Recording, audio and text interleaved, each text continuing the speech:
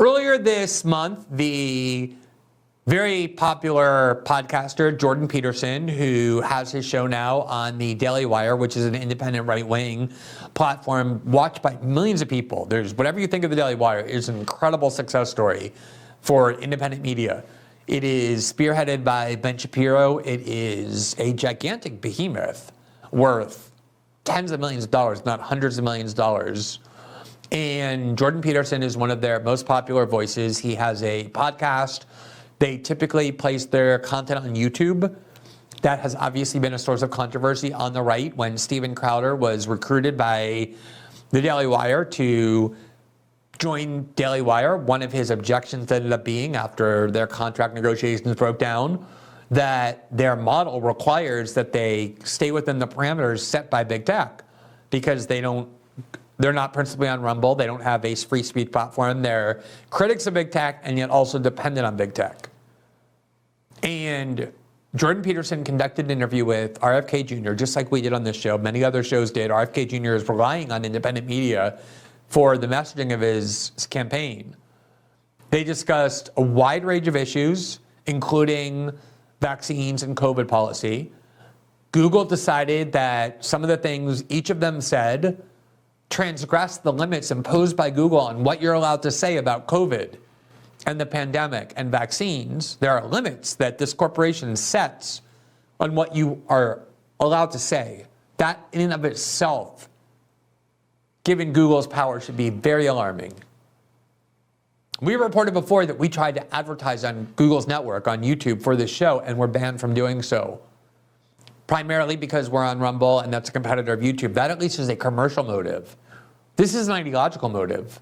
This is Google not wanting certain political views to be aired or certain political voices to be heard, including President Biden's principal competitor for the Democratic Party primary. Even if you think he's an unlikely candidate, he's polling at 20%, RFK Jr. is. That is a mainstream person, a mainstream candidate. He has been in the political mainstream for his whole life. And now, because he's running against President Biden, Google, the most significant disseminator of information on the internet, the primary place where people get their information in the West, decided that RFK Jr. is a bridge too far, that he could not be heard from, nor could Jordan Peterson, and they simply removed the entire interview. That should be something that when you hear about is amazing and shocking and enraging. But I know it isn't. I know when I heard the news, that part of my brain that reacted to it reacted in a way that said, yes, this is what big tech does. This is what Google does. That's the world in which we live. We live in a despotic world where corporate giants control the flow of information. So we're guaranteed the right of free speech, in theory, on parchment paper in the Constitution. But the reality is the corporations that control the flow of information over the internet are enemies of free speech, have eliminated it, have set extremely severe limits on what you can and can't say, on the kinds of views that can and cannot be heard. And they're doing so not autonomously on their own, but at the direction of the U.S. government. And there's a new report from the House Judiciary Committee that is yet another bit of revelation about how the FBI is directly pressuring these corporations to censor for them. And in this case, they're working with Ukrainian intelligence to censor American citizens who are expressing prohibited views, that's right, views that are prohibited about the war in Ukraine. So first of all, here from NBC News is the report about Google's decision to ban this interview between Jordan Peterson and RFK Jr. from June 19th of 2023. Quote, YouTube removes video of RFK Jr. and Jordan Peterson for vaccine misinformation. Kennedy, an anti-vaccine crusader, is seeking support for a Democratic presidential run. Look at how they just insert that phrase, almost as though it's part of his legal name. RFK Jr., anti-vaccine crusader. Because they try and prime the public to believe, of course, this person should not be heard from. He's against vaccines. It's a total lie. He's not against vaccines. As he's explained many times, he's in favor of better safety protocols for vaccines, of more information about whether vaccines are effective. But even if he were against vaccines, that is something that you should be allowed to say in the United States. That is the purpose of free speech. And yet we know for certain that the U.S. health industry, led by Dr. Fauci, successfully pressured Facebook and Google into banning dissent on a wide range of issues when it came to health policy and COVID, including views that got censored that, according to Mark Zuckerberg, ended up being proven true. That is classic totalitarianism. When you're not only censored in your political speech, but you're banned from expressing views that are true because the government dislikes them. Here's the NBC report. Quote, YouTube said Monday that it had removed a video of Robert F. Kennedy Jr. speaking with podcast host Jordan Peterson for spreading what the company said was vaccine misinformation. The decision is the latest challenge for Kennedy as he seeks to find support for a Democratic presidential run after years as an anti-vaccine crusader. A challenge to his candidacy? Yeah, I think it's a challenge to your candidacy when the world's largest corporations are preventing you from being heard. It's incredibly anti-democratic and authoritarian beyond being a challenge to his campaign. Quote, the video was removed amid a broader tug-of-war online between vaccine conspiracy theorists and prominent doctors. YouTube's policies against hosting false information are long-standing. Quote, we removed the video from the Jordan Peterson channel for violating YouTube's general vaccine misinformation policy, which prohibits content that alleges that vaccine causes chronic side effects, outside of rare side effects that are recognized by health authorities, YouTube said Monday in a statement. It was not the first time Kennedy has lost access to social media accounts for spreading health misinformation. Last year, Facebook and Instagram cited the same reason when they suspended the Children's Health Defense, an anti-vaccine group that Kennedy founded. At least one clip of the interview still appears on TikTok. A representative for TikTok did not immediately have a comment. Are you comfortable with that? Just think about this. Let's think about this for a minute. This is a person whose father was a presidential candidate, a senator from New York, and a presidential candidate in 1968, a very successful one until he was assassinated. His uncle was president of the United States. He has spent his whole life as a mainstream Democrat and an environmental lawyer suing corporate polluters and factory farms for threats they pose to the public health. And now suddenly, he's somebody whose views are not just stigmatized, which would be fine, they're banned. He's a presidential candidate who giant corporations are blocking the public from hearing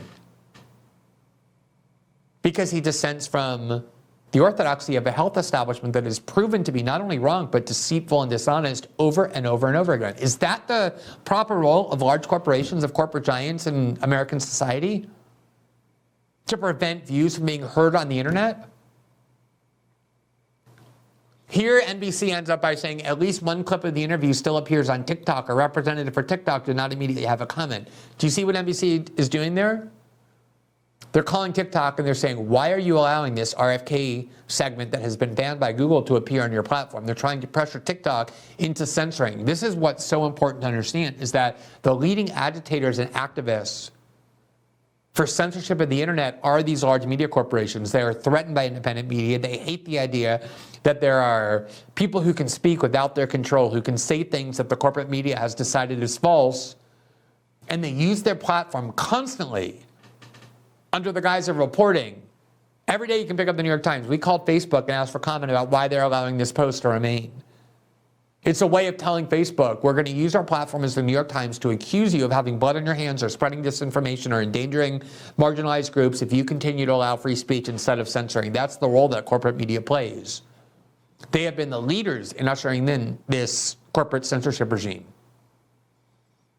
And it would be bad enough if this were the autonomous decisions of corporate executives. But we know it's not. We know from the Twitter files, we know from all kinds of reporting that we've reported on endlessly on the show, that this is coming from the federal government. The federal government is pressuring these big tech platforms to censor for them in ways the Constitution would prevent the US government from doing directly. And that was why a federal district court judge last week, on July 4th, granted a motion from the plaintiffs in this lawsuit that was brought against the FBI and the NIH and the White House press secretary, alleging that they've been unconstitutionally pressuring big tech to censor for them, and the federal court enjoined, prevented, banned, restrained these federal officials and federal agencies from continuing to pressure big tech. Just today, those defendants asked for the court to stay that injunction pending appeal, and the federal district court judge refused to stay his order. The appellate court probably will. They may stay the order pending appeal, but this is the point that we're at. Whatever you think of Jordan Peterson, whatever you think of RFK Jr., you don't have to like them. You don't even have to think what they're saying is true. These are not people who are on the fringes or the margins. They're not advocating for genocide. They're not advocating that huge groups of people be put into death camps. These are not people who are so far outside of the bounds and traditions of American decency that censoring them should even be debatable. And I bring this up now in part because I was interviewed by Jordan Peterson today I think that interview is going to come out later this week or maybe next week on his show. And I just remembered that Google banned this interview, just banned it. His interview with RFK Jr. And I realized that I didn't make such a big deal out of it because I'm also somebody at the point where it seems normal to me now. And it shouldn't seem normal to any of us. This is incredibly menacing. The idea that these big tech companies, in conjunction with the federal government, impose such severe restrictions on the political views that can be heard, on the ability to dissent from establishment power. Here's a tweet from Jordan Peterson on July 5th about this incident. Quote, it's the image of the ban. So he posted the image of the ban, and there you see it says, YouTube justifies its utterly inexcusable, pernicious, invisible, self-righteous, and counterproductive censorship.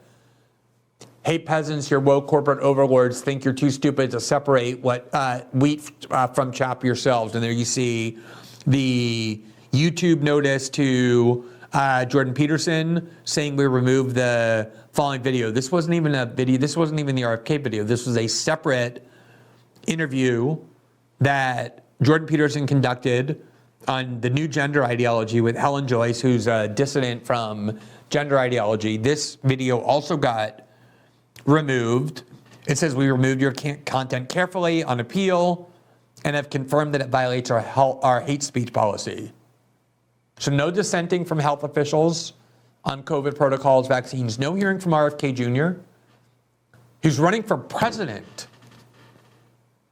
about his critique of the health establishment, no questioning gender ideology. One of the richest and most powerful corporations in the world, in history, Google, is deciding what it is that you can and can't hear. And what you can and can't hear completely aligns with establishment orthodoxy and the establishment agenda. There's no difference. It's not like Google's over here banning the views that establishment political figures in Washington believe in.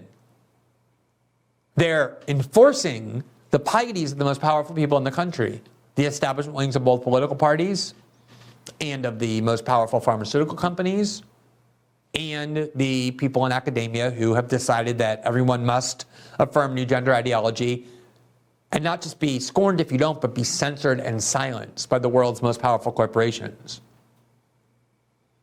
Now, this is the question I want to ask. Oftentimes, it is always the case that censorship is a tool of the powerful used against dissidents and the marginalized. That is true by definition. Whoever has the power to censor in a society, by definition, is the institution of authority, is the center of power. Censorship is always a tool of the powerful used against dissidents and the marginalized. That's why it's so logically absurd for left-wing censorship advocates to claim that censorship is necessary to protect the marginalized. Why would the people with power, who wield enough power to censor, the US government, the FBI, Homeland Security, the CIA, and American tech billionaires, why would they use the censorship power to protect the marginalized? They're not the marginalized, they're the establishment. Those are the institutions of American power, American political and corporate and financial power. The people who get censored are always dissidents and the marginalized. And one of the ways that you can distinguish between people who serve establishment power and people who threaten and challenge establishment power are by looking at who is censored and who isn't.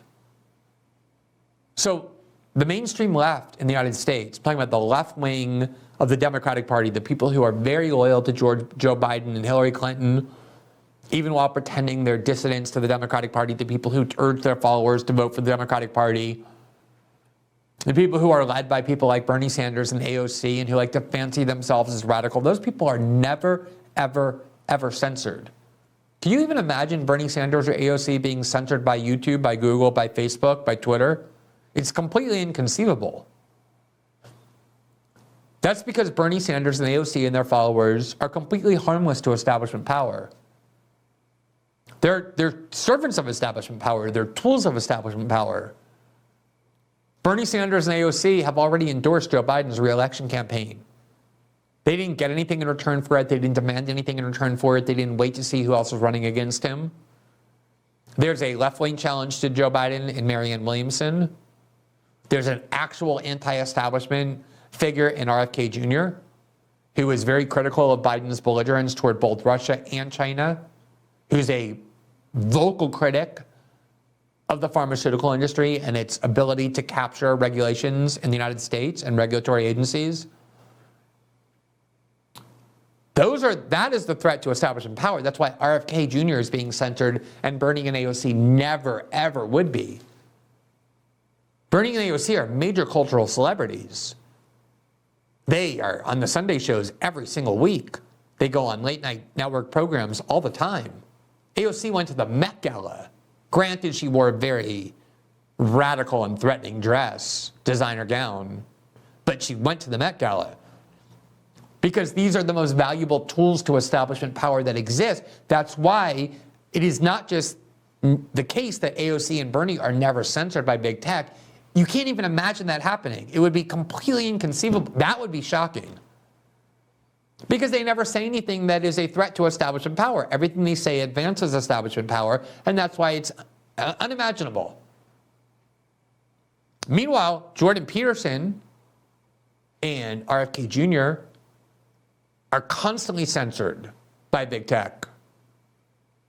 It is very common for right-wing, anti-establishment populist figures to be censored by big tech. Let us remember that the sitting president of the United States, Donald Trump, was censored by big tech in collusion when Facebook, Google, and Twitter all banded together to remove the sitting president of the United States, the elected president, from the internet by banning his accounts. Even foreign leaders and countries like Germany and France and Mexico that have no love for Donald Trump were horrified by that and protested how anti-democratic that was to have corporate giants determining who is and is not allowed on the internet. And it is incredibly menacing because it means that dissidents to establishment power and dissidents to establishment orthodoxy are no longer allowed to be heard. That's what the censorship regime is for. And it's extremely telling who is targeted by it and who is not. That is how you know who is a genuine threat to establishment power and who is not. Now, the way this was all instituted, I think it is very worth remembering, is the way that censorship regimes are always implemented, which is, in the first instance, what they do is they pick the most hated figure they can possibly conjure, and they censor that person or those people based on the knowledge that because these people are so hated, people will just succumb to their emotional reaction and be glad that these people are censored because they hate them so much. And it will be very difficult to stand up and defend those people, because if you do, you'll be accused of not defending the principle of free speech, but defending these people themselves, and most people don't want to be attacked that way.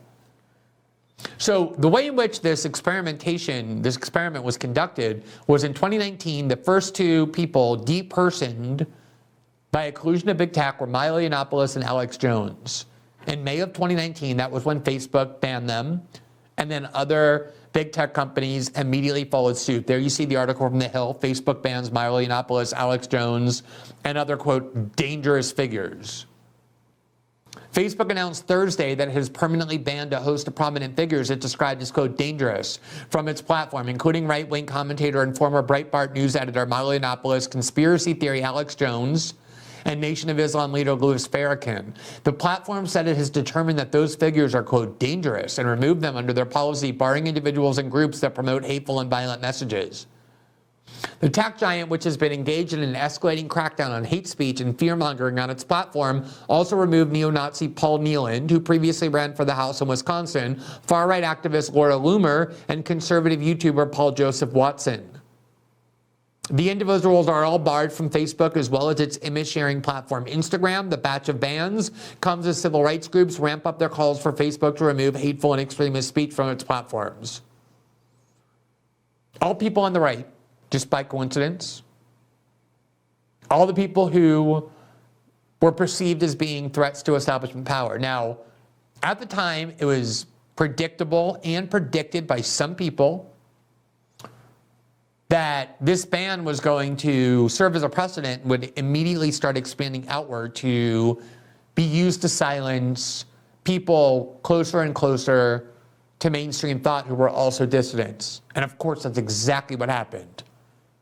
Here from the Hill in 2018, when Alex Jones' ban was being bandied about, one of the very few genuine civil liberties defenders at the ACLU, Ben Weisner, warned that, quote, Alex Jones' ban could send a dangerous social media precedent. Ben Weisner, the director of the ACLU's Speech, Privacy, and Technology Project, warned Monday that bans against Alex Jones and InfoWars could set a dangerous precedent. Weisner told Huffington Post that hate speech policies many social media companies cited when they banned Jones can be, quote, misused and abused. Earlier this month, Jones' content was pulled from Facebook, YouTube, Spotify, Apple Podcast, and Vimeo for violating policies related to hate speech. You see, they all colluded together. He was later hit with a temporary suspension by Twitter as well. He was just depersoned from the internet. That was the framework that they created for Alex Jones and Milo Yiannopoulos, knowing that most people would hate them so much that they would be afraid to object. Weisner said companies had a constitutional right to regulate speech on their platform, but added that hate speech, quote, turns out to be an extremely subjective term. In particular, Weisner told Huffington Post that he is worried about massive private companies holding the power to define that ambiguous category. Quote, I have some of the same concerns about platforms making these decisions. Governments at least purport to be acting solely in the public interest, but platforms are making these decisions based on what's in their financial interest. So their interest may be in avoiding controversy. But do we want the most important speech platforms in the world avoiding controversy? That is exactly what has happened. The incentive scheme that has been created is one that fosters a conformist society. If you are someone who wants to remain on the internet, as most people do, since that's a prerequisite for being heard by a lot of people and participating in a public discourse, that's where public discourse takes place now, is on the internet. The incentive scheme is obvious. You know that if you affirm establishment pieties, if you're in favor of the lockdowns, if you believe everything Tony Fauci says, if you believe in Russiagate, if you are a huge believer that there was no fraud in the 2020 election, if you support the war in Ukraine, you will never be censored. You look at Bernie and AOC and their followers, these edgy, radical threats to capital, so antagonistic to centers of power, and they are never, ever censored because they are supporters of core establishment pieties. The people who get censored are those who are dissent. And that's what this framework is designed to do. Foster compliance, foster conformity. And it's been incredibly successful at doing that. Thanks for watching this clip from System Update. Catch our full shows for free, live weekdays at 7 p.m. Eastern on Rumble, and join our locals community at greenwald.locals.com for all of my written journalism, exclusive after-show Q&As, and more.